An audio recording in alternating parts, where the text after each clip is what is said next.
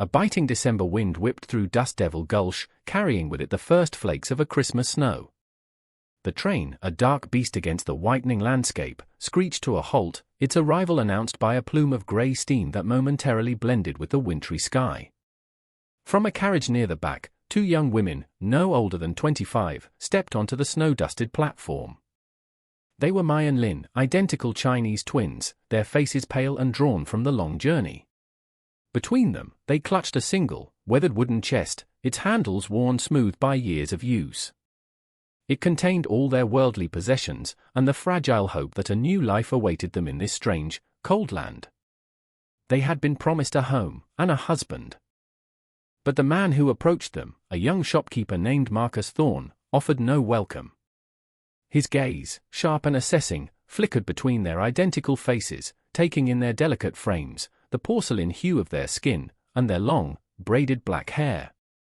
Their figures were obscured by simple, padded silk tunics, a feeble defense against the bitter cold. A cruel, bitter laugh escaped Marcus's lips, the sound as sharp and cold as the wind. "I sent for a wife," he sneered, his voice cutting through the murmurs of the assembled townsfolk, "not a pair of oriental dolls. What in God's name am I supposed to do with two?" His words, sharp as a shard of ice, pierced their shared dream. A ripple of amusement went through the crowd. Some chuckled, others laughed outright. A small child, bundled in furs, pointed a mittened hand and shouted, "Look, Papa, two of them." Mai and Lin stood frozen, their hands trembling on the handle of their chest. Tears welled in their almond-shaped eyes, blurring the faces of the mocking crowd. But with a shared, silent resolve, they lifted their chins, a small act of defiance in the face of their crushing humiliation. Marcus, with a final look of disgust, turned his back on them and strode away, disappearing into the swirling snow. The twins, their hopes dashed, slumped onto a wooden bench, the cold seeping through their thin clothes. They huddled together, a small island of misery in a sea of contemptuous stares and mocking laughter, abandoned in a world that had already cast them out. The desert wind, now a harbinger of a harsh winter, howled through the station, swirling the snow around the two Chinese women, left to clutch their chest in a silence filled with nothing but the bitter sting of humiliation. As the late afternoon sun began its descent, casting long, stark shadows across the snow-covered platform of Dust Devil Gulch Station, the echoes of cruel laughter still seemed to hang in the frigid air.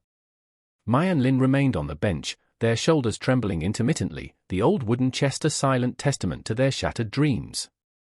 The world, once a place of hopeful possibility, had shrunk to this dusty, windswept corner of a remote railway station. Amidst the dispersing crowd, one man had remained, a silent observer. He was a middle-aged rancher named Gideon Shaw, his weathered leather coat dusted with snow, his grey eyes as cold and unforgiving as the winter landscape. His face, etched with the lines of a hard-lived life, betrayed little emotion. He had lost his wife to a fever many years ago and had since lived a solitary existence on a stretch of barren land west of town.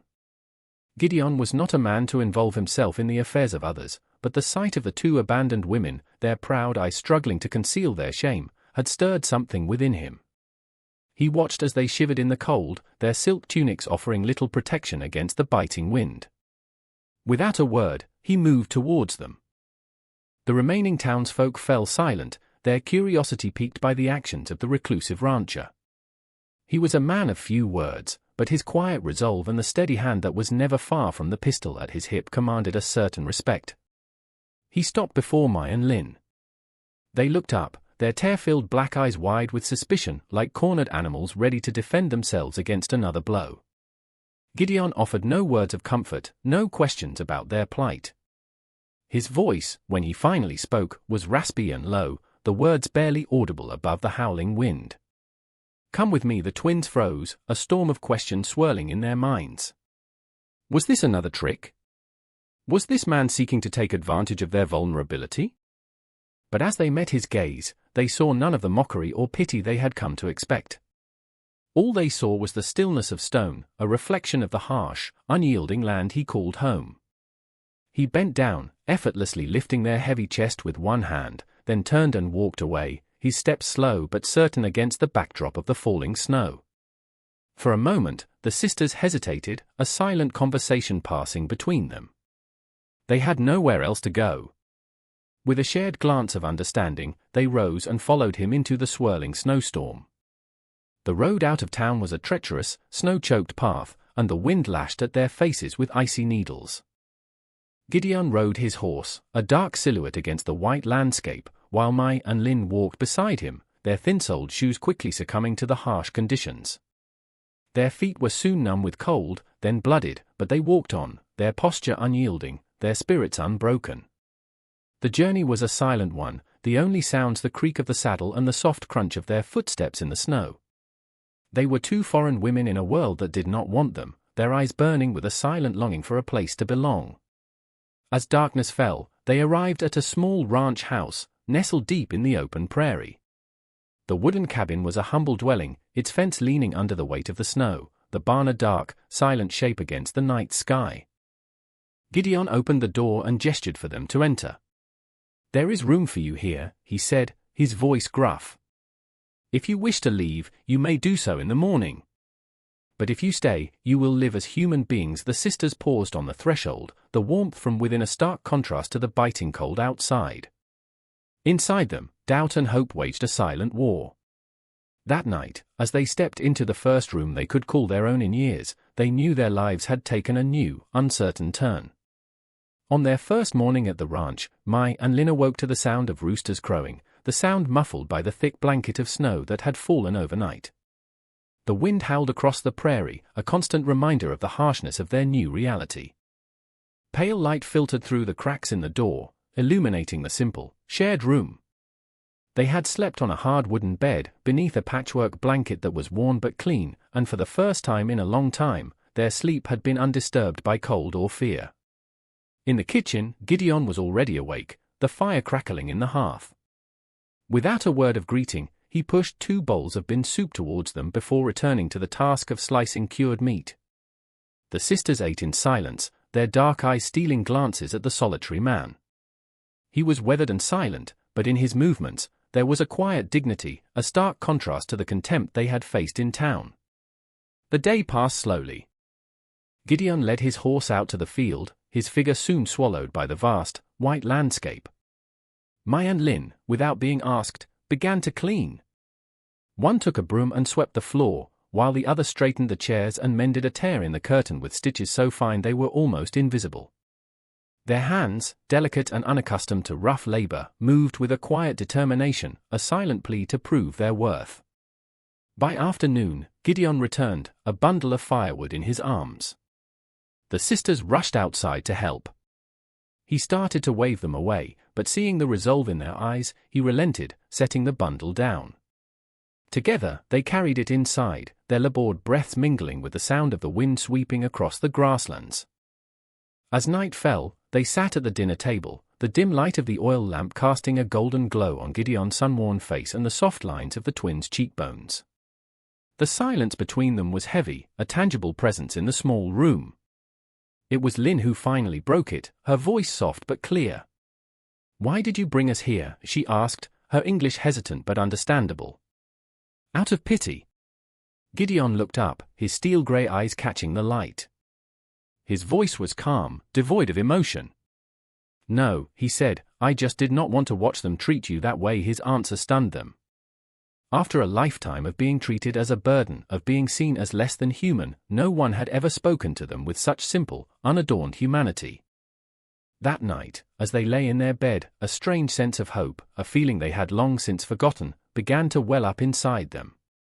They thought of their long-buried dreams, a home, a man strong enough to stand beside them, a life that might one day hold a measure of happiness. These things, once impossibly distant, now flickered like a faint light within the walls of the old wooden house. Outside, the wind howled its lonely song, but within the sisters' hearts, for the first time in a very long time, there was a fragile, precious sliver of peace. News traveled fast in a town as small as Dust Devil Gulch. The identical Chinese women, the ones who had arrived on the Christmas train, had been taken in by the reclusive rancher, Gideon Shaw. The whispers and rumors spread like wildfire, fueled by the long, cold winter nights. Some scoffed, their prejudice and suspicion easily ignited. Others whispered that the lonely old rancher had finally lost his mind. In the shadowy corner of the local saloon, Marcus Thorne, the man who had sent for one wife and received two, ground his teeth in frustration. The public humiliation he had suffered in front of the entire town was a festering wound, and the thought of Mai and Lin, his brides on paper, finding a safe haven in another man's home was more than he could bear. A week later, his pride and anger getting the better of him, Marcus sought out a man named Roscoe, a hired thug with hands like mallets and a face that looked as if it had been carved from granite. Roscoe was a man of ill repute, his presence in any town a sure sign of trouble. Marcus, too cowardly to face Gideon on his own, sought to hide behind the shadow of violence. That afternoon, Gideon and the sisters made the journey into town to purchase supplies. They needed flour, nails, and a few packets of seeds for the spring planting. The moment they appeared on Main Street, the air grew thick with tension. Conversations died mid-sentence, and fingers pointed from behind curtained windows. Mai and Lin walked beside Gideon, their presence a stark contrast to the dusty, weathered town. Their dark eyes remained steady, their expressions unreadable, but their hands clutched each other's a little too tightly.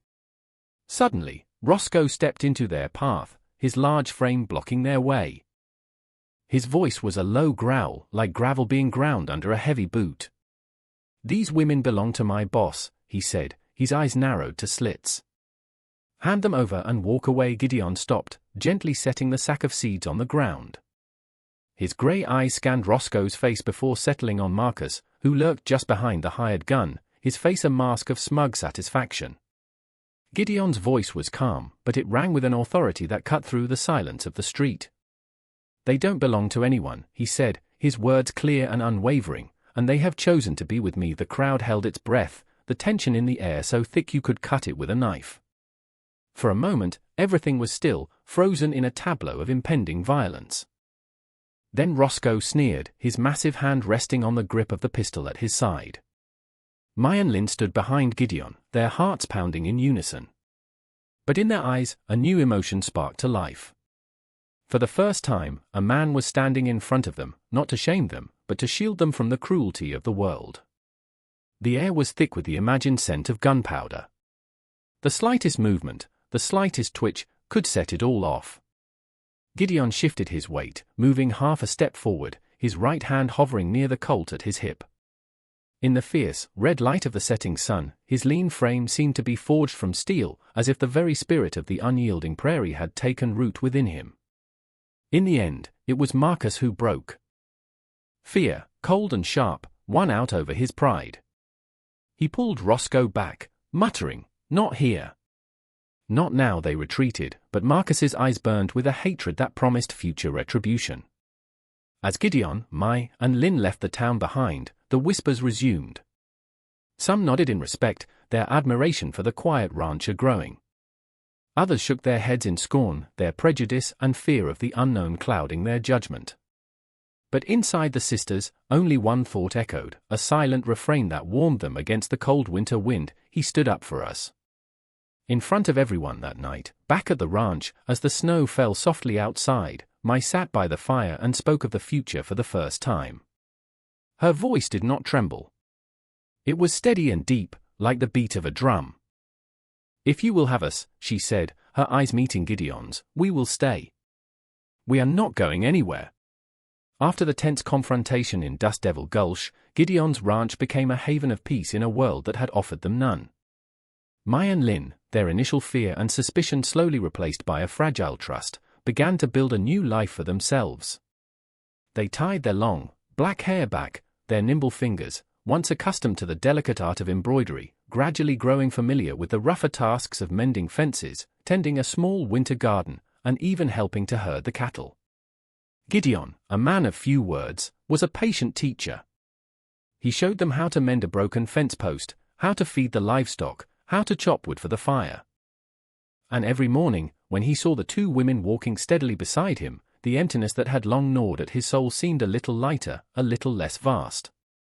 One day, Gideon noticed that Lin's wrist was still swollen from a fall she had taken earlier in the week. Without a word, he soaked some medicinal herbs in warm water and gently applied them to the bruise. Lin winced at the initial contact but did not pull away.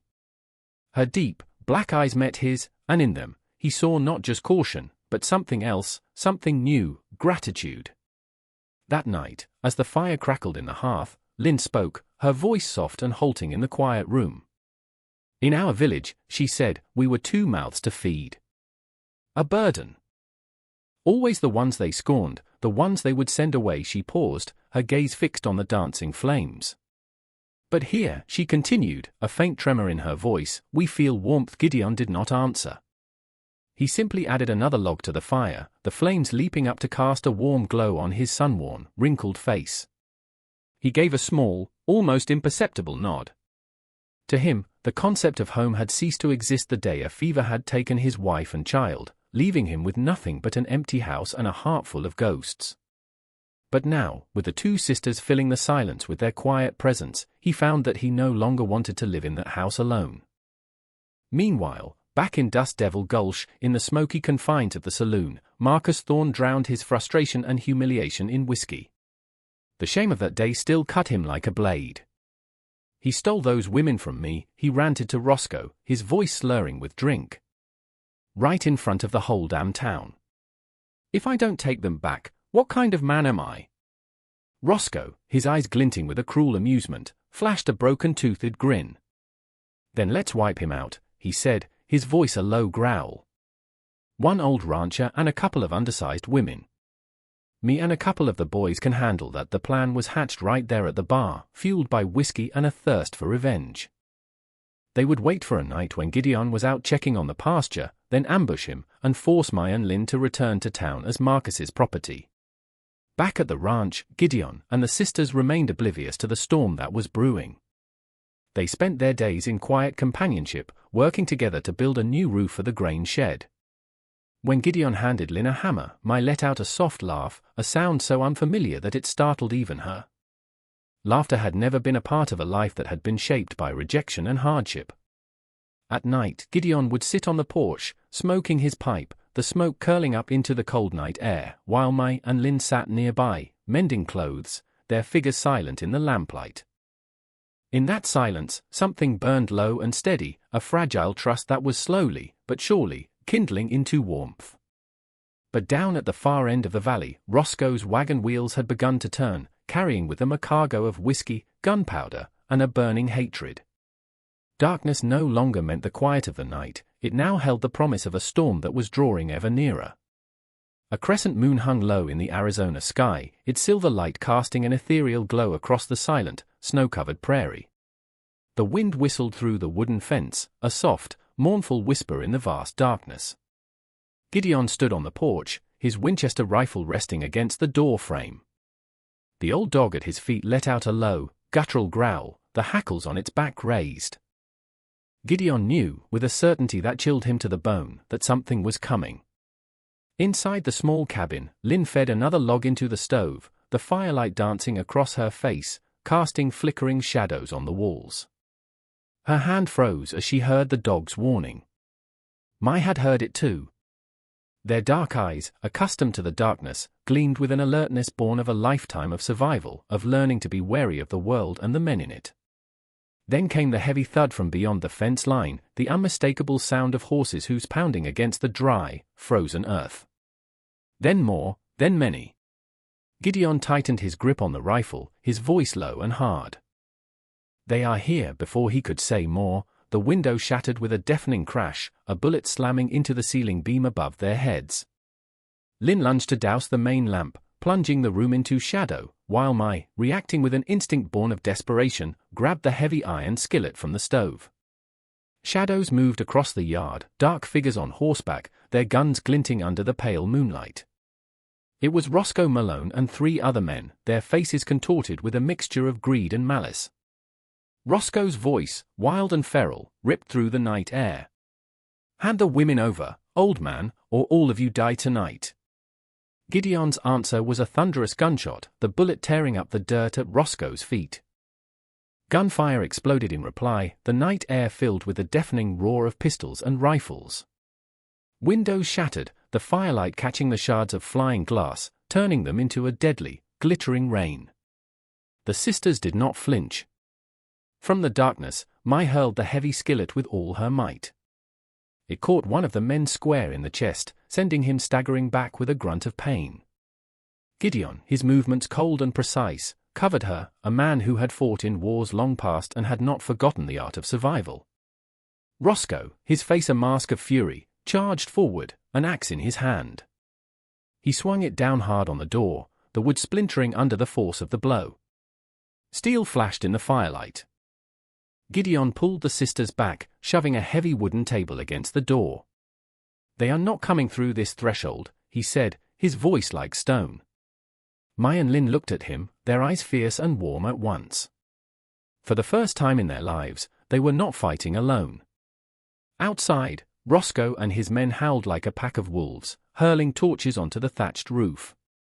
Flames burst into the night, illuminating their snarling faces. But inside the small house, a weathered rancher and two determined women stood side by side, their weapons ready, their hearts beating as one. That night, the wind carried the scent of smoke and the sound of gunfire, and above it all, the fire-forged will to survive, and a new kind of faith, born from blood and flame. The flames roared, a hungry beast devouring the thatched roof, sending a shower of ashes swirling into the night wind. The cattle in the barn, terrified by the gunfire and the crimson blaze, wailed in a chorus of panic. Gideon, his face grim and set, backed into a corner, reloading his Winchester as he watched the chaos unfold through a narrow crack in the door. Outside, Roscoe Malone and his men were circling the cabin, their intent clear. They were going to burn the whole damn place to the ground. "They're trying to burn us out," Gideon muttered, his voice a low growl. Mai and Lin stood beside him, their faces streaked with sweat and soot. They knew, with a certainty that was as cold as the winter night, that they could not win a prolonged gunfight. They exchanged a look, a silent communication that spoke volumes, a plan forming between them without a single word being spoken. Lin grabbed the carbine, while Mai picked up a long, sharp kitchen knife.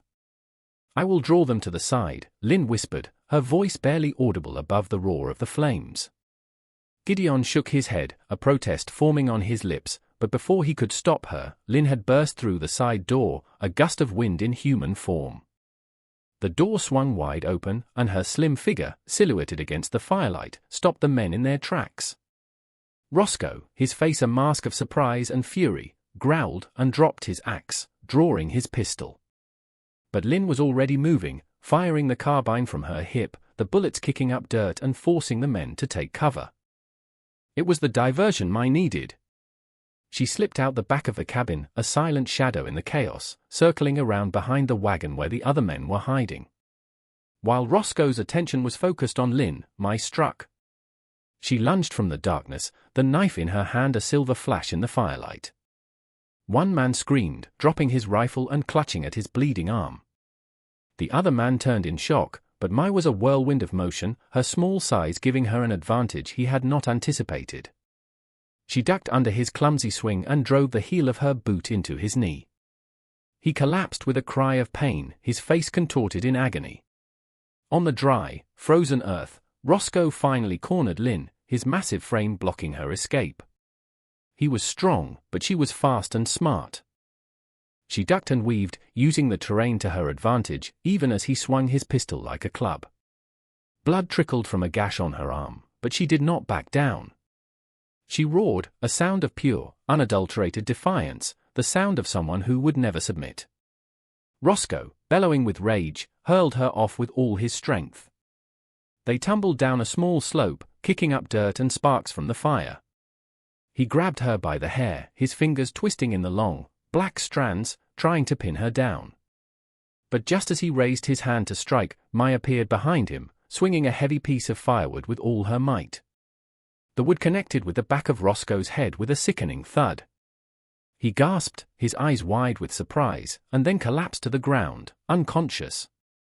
Lin rose to her feet, her powerful spirit shining from her exhausted body, her black eyes blazing with a fury that was both terrifying and beautiful. She kicked the pistol away from his limp hand. "You will never lay a hand on us again," she growled through clenched teeth. When Gideon arrived, smoke still rising from the barrel of his Winchester, he saw them, Mai and Lin, standing together over their attacker in the flickering firelight, their chests heaving, their gazes unwavering. He placed a steady hand on each of their shoulders, his voice firm and low. "That is enough," he said. "Tonight, we are still alive. That is victory." The ash from the fire floated down around them, a soft, grey curtain falling on a battle that had been written in flame and fury. In the quiet stillness that followed the days of storm and fire, the Dust Devil Gulch Valley seemed to hold its breath. Franklin Pierce, his pride and his reputation in tatters, vanished from the land, unable to face the shame of his humiliating defeat. The thug Roscoe, bloodied and broken, also fled, leaving behind nothing but the charred remains of the ranch house roof, the lingering scent of gunpowder, and the memory of a night that had lit up the sky with the red glow of defiance. The ghosts that had once haunted Gideon, Mai, and Lynn, the ghosts of loneliness, fear, and rejection, had finally begun to fade away.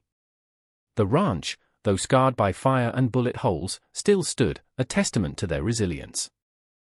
And within its damaged walls, a new home was being built, not of wood and stone, but of shared strength and unwavering loyalty.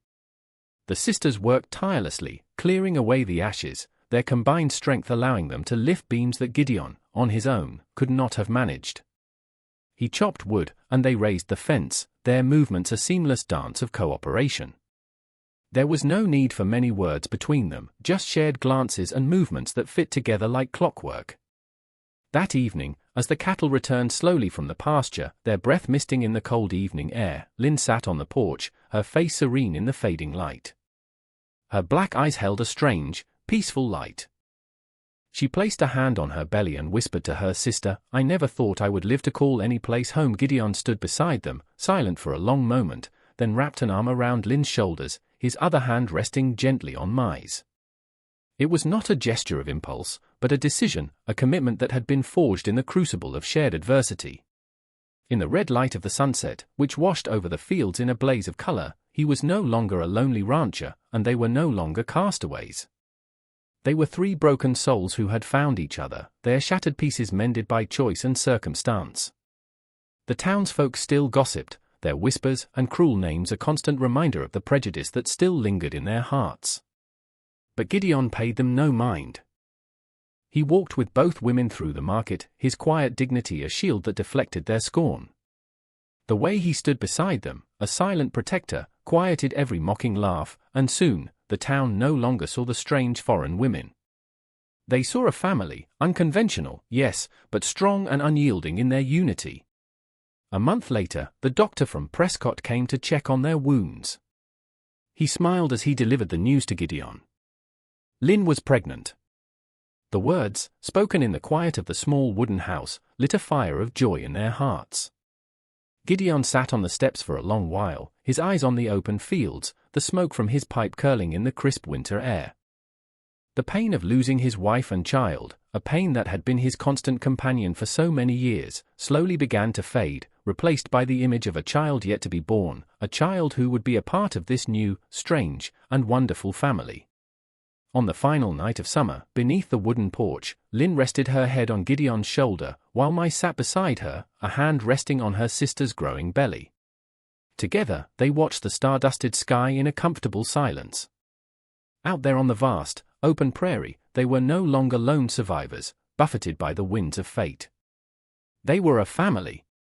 And in the harsh, unforgiving land of the West, they had learned a valuable lesson: no one chooses where they are born, but they can choose who they live with. A home, even one built from charred timber, stands stronger than any fortress when it is held together by the unbreakable bonds of love and trust. That is family, the greatest treasure a person can have.